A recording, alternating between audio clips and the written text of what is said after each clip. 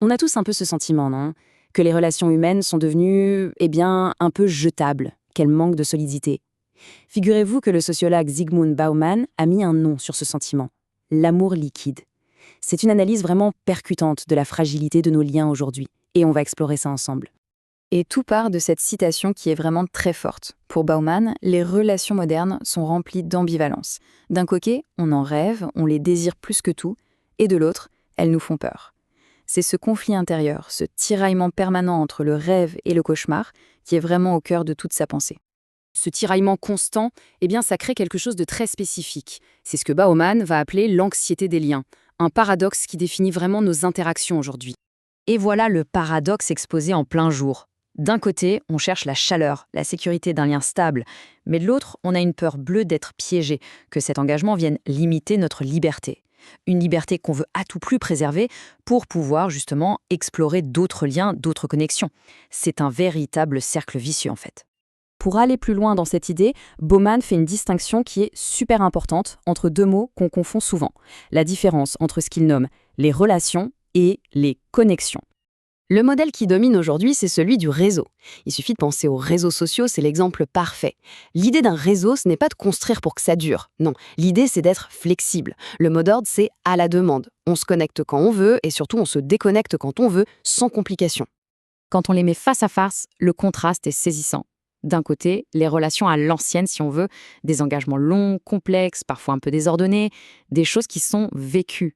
Et de l'autre, les connexions. C'est simple, c'est propre, facile à utiliser, presque comme un produit. Le dernier point est crucial. On ne vit plus ces rapports, on les gère. Et cette phrase, elle résume absolument tout, n'est-ce pas? C'est ça l'avantage décisif de la connexion virtuelle. La possibilité de tout effacer, de rompre sans avoir à se confronter, sans complication.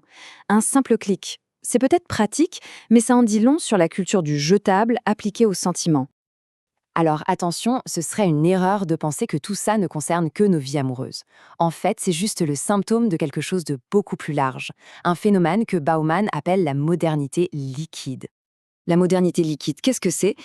Imaginez un monde où tout change en permanence, si vite que rien n'a le temps de se solidifier. Ni les habitudes, ni les institutions, ni les carrières, et bien sûr, ni les relations. Plus rien n'est vraiment solide. Tout est temporaire, précaire, liquide. Et le moteur de cette société liquide, c'est la logique de la consommation. On est tellement habitué à vouloir des solutions rapides, une satisfaction immédiate, des résultats sans effort, qu'on a fini par transposer ces attentes à nos relations. On veut que ça marche tout de suite, et si ça ne marche pas, on veut une sorte de garantie, satisfait ou remboursé. Bauman reprend souvent cette métaphore d'Emerson et elle est parfaite. Pour survivre sur une fine couche de glace, il faut patiner vite. C'est exactement ça. Puisque le sol est instable, puisque rien n'est fait pour durer, quelle est la stratégie? On accélère. On mise sur la quantité de connexions plutôt que sur la qualité des relations. On patine le plus vite possible pour ne pas sombrer. Inévitablement, quand on applique cette logique de consommation et de vitesse à nos sentiments les plus intimes, on arrive à un constat un peu glaçant. L'amour est traité comme une marchandise. Bauman décrit même, avec une certaine ironie, la manière dont une relation est maintenant abordée, un peu comme un placement en bourse. On investit du temps, de l'énergie. Ensuite, on évalue le rendement. Est-ce que ça rapporte assez en satisfaction, en sécurité? On surveille le marché pour voir s'il n'y a pas une meilleure opportunité ailleurs. Et bien sûr, si l'action baisse, on vend. On se retire avant de tout perdre. Le partenariat devient une simple transaction. Et là, Bauman pose la question qui tue. Est-ce qu'on jurerait une loyauté éternelle à des actions qu'on vient d'acheter?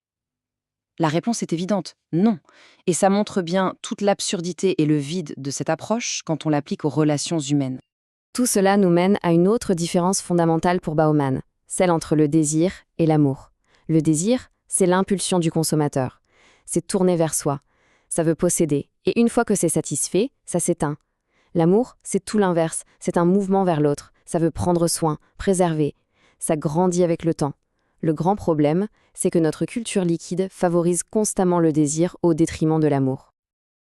Alors, au final, quelles sont les conséquences de tout ça? Quel est l'impact de cette liquéfaction des liens sur notre société? On se dirige vers un monde sans attache, et on revient au paradoxe du début. On fuit la solitude parce qu'elle génère de l'insécurité. Pour ça, on se tourne vers des relations liquides. Sauf que ces relations, par leur nature même, créent une nouvelle forme d'insécurité. La peur constante d'être jeté, supprimé. Au final, on ne fait que remplacer une anxiété par une autre. L'analyse de Bauman nous laisse donc avec cette question, une question absolument vertigineuse. Dans un monde où tous les liens solides se dissolvent, où les connexions remplacent les relations, qu'est-ce qui nous unit encore? Qu'est-ce qui fait encore le ciment de nos sociétés? C'est une réflexion profonde et essentielle sur l'avenir de nos communautés.